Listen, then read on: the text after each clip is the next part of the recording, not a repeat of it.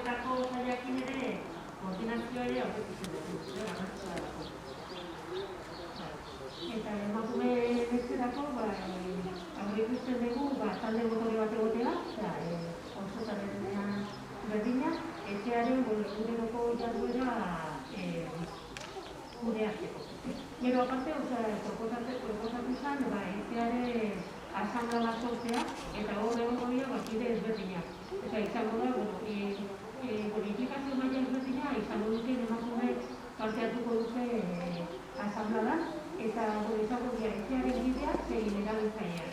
Momentu batean, gabian proposatuko da, kontrol bat eramateko edo jakiteko zeintzu gauden emakumeen etxea, kide izatera, edo bazkide, edo izaten, orain behar dala, baina proposatu zen izkatu, elkarrekin egoteko eta gure jarduera aurrera eramateko, izena ematea.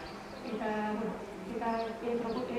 komentatzen zen azkenean, etxearen asamblean erabaki potoloak hartzeko gunea izatea.